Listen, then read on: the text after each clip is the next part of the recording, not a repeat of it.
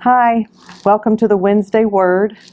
If you joined us for worship this past Sunday, you know that we completed our series on the Sermon on the Mount, Matthew, and you know this by now, Matthew chapters 5, 6, and 7. And some of you read all of that at the beginning of our series, or perhaps read through it a couple of times. And if you did, you know that there were parts we did not cover. And you could ask, why not? Why didn't you cover everything? Well, because we had 6 weeks, and there's a lot in there. And so parts of it we left out because we had already preached on that passage earlier in the year during Lent or Advent. Then there's some other passages that are just complicated and lend themselves more to a study class, when you can sit around the table and dissect. But I want us to pay attention today to a passage we did not read. If you have your Bibles, it's Matthew chapter 6, and starting at verses 22 and 23. Interestingly, I looked this passage up to see, well, when would we have done this ever if we followed the lectionary? Matthew chapter 6, 22 and 23 is not in the 3-year cycle of readings, so we would never have heard this.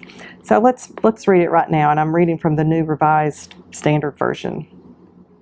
The eye is the lamp of the body, so if your eye is healthy, your whole body will be full of light. But if your eye is unhealthy, your whole body will be full of darkness. If then the light in you is darkness, how great is the darkness? Jesus here is not discussing, if you need glasses or not. It's interesting that this passage is sandwiched between 2 other passages about money. The passage just before this says, "Do not store up for yourselves treasures on earth, but store up for yourselves treasures in heaven. For where your treasure is, there is your heart also." And then after that, talks about you cannot serve 2 masters. You cannot serve God and money.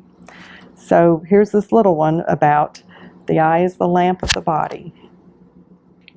And maybe it's how do we look at things?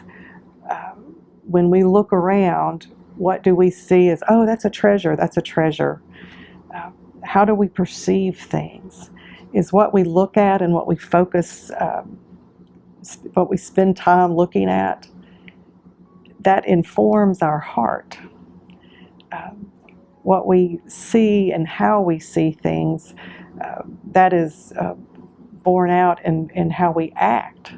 So what is it that we are taking in through our eyes? And is it light or is it darkness?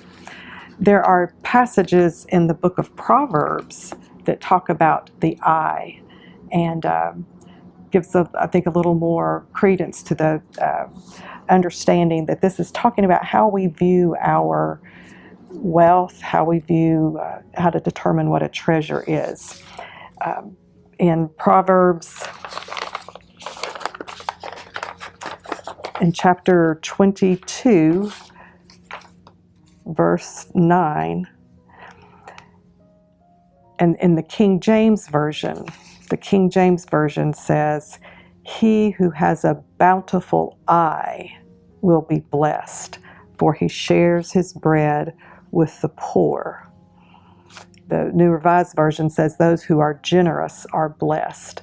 But it's interesting, the King James Version translates that, "Those who have a bountiful eye will share their bread with the poor, and therefore they will be blessed." The book of Sirach, which is in the Apocrypha, those writings in between the Old Testament and New Testament, they're not part of our canon. But the book of Sirach, some people that call it Ecclesiasticus, or the wisdom of Sirach, there are several things that sound very similar to Proverbs. And so I want to read Sirach chapter 14, starting at verse 8. "The miser is an evil person. He turns away and disregards people. The eye of the greedy person is not satisfied with his share.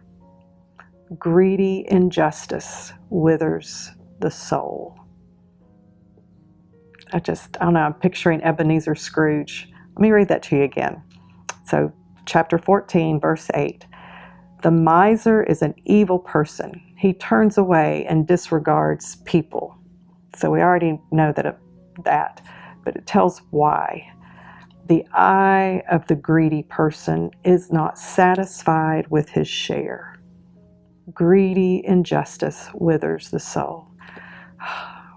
The eye of the greedy person is not satisfied with his share. So when we look at what we have, when we look at the treasures God has given us, are we satisfied, or are we left longing for more, never to be satisfied?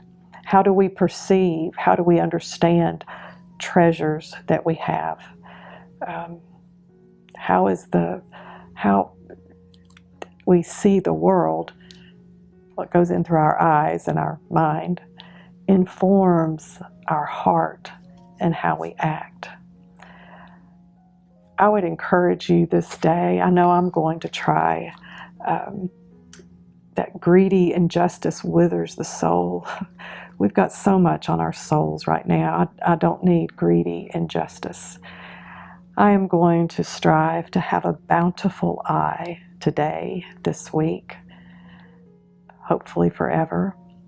A bountiful eye that recognizes treasure and is willing to share. God bless you this day.